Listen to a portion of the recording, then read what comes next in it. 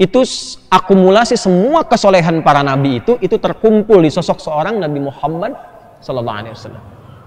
Karena itu nanti semua nabi ketika akan ditugaskan itu tidak akan dimulai tugasnya sebelum mereka berkomitmen kepada Allah untuk bisa menjadi bagian dari penolong dakwahnya Nabi Muhammad SAW. Sebelum mereka bertugas, itu diabadikan nanti di dalam Al-Quran surah Ali Imran ayat ke-81. Baik, kembali lagi.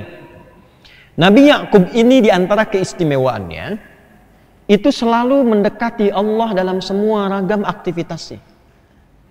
Jadi yang dijadikan acuan pertama kali selalu Allah, Allah, Allah. Saking dekatnya dengan Allah, itu semua urusan bahkan di rumah tangganya pun terkait anak-anaknya saja. Kalau ada problem itu yang pertama kali dicurhati itu Allah. Itu diabadikan nanti di Quran surah ke-12 Yusuf di ayat ke-86.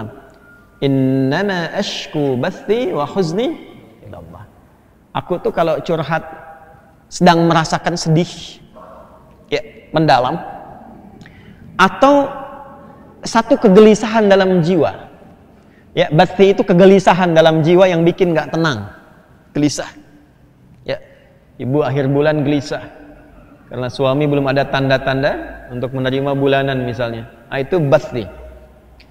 Huzni itu bukan sekedar kegelisahan tapi kekhawatiran yang melahirkan kesedihan. Gelisah yang sudah menghadirkan kesedihan, sudah ada air mata di situ. Huzn namanya. Itu ditumpahkan semuanya dengan sujud kepada Allah, minta. Saking dekatnya itu sampai meminta sampai seringnya air mata mengalir. Itu pernah terkait kasus dengan putranya Nabi Yusuf alaihissalam saja, itu matanya itu sampai mendekati buta. Bahkan ada yang menyebutkan buta karena menangis. Nah, sanad minta ini sama Allah itu nanti diwarisi salah satunya oleh salah seorang ahli hadis. Namanya Muhammad, tinggalnya di Tirmidzi, sehingga dikenal dengan At-Tirmidzi. Ya, tumbuh berkembang di Tirmidzi, ada yang menyebut Turmudz, dikenal dengan At-Tirmidzi. Itu beliau di akhir hidupnya itu matanya buta. Butanya itu bukan karena rajin baca riwayatkan hadis, bukan.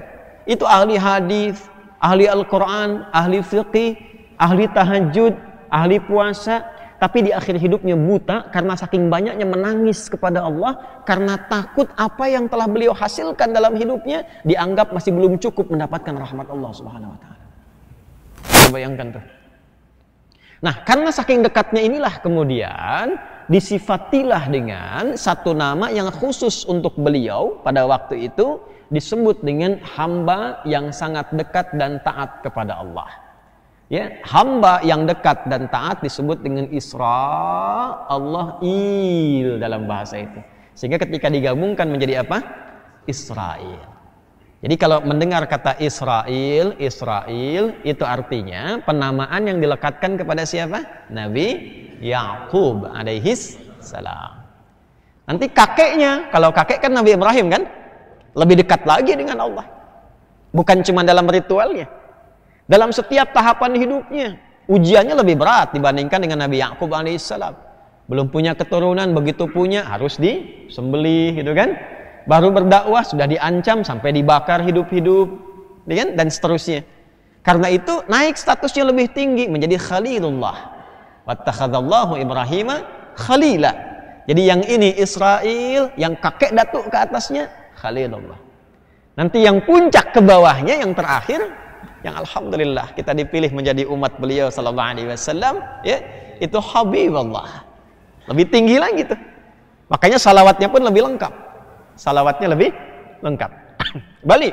Jadi kalau disebutkan Israel, maka yang dimaksud sosoknya siapa? Nabi Yakub alaihis salam. Tadi saya katakan, sosoknya taat tidak? Taat. Maksiat tidak? Suka bunuh orang tidak? Nah, jangankan orang, pada binatang dan tumbuhan pun tidak merusak. Kan? Suka merampok tidak? Tidak. Suka menempati dan mengambil properti orang tidak? Tidak. Pernah datang jadi tamu terus mengusir tuan rumahnya? Tidak. Berarti kalau disebutkan Israel ini menunjuk kepada sosok Yakub alaihissalam yang begitu taat, begitu baik. dan tidak punya sifat-sifat buruk yang tadi disebutkan.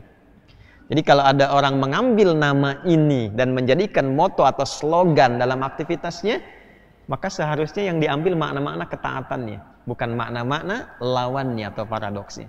Jelas sampai sini? Jadi kalau ada yang mengambil nama Israel tapi mempertontonkan misalnya keganasan, kriminalitas, genosida, pembunuhan dan sebagainya, itu sesungguhnya sedang menampakkan kontradiksi dengan namanya.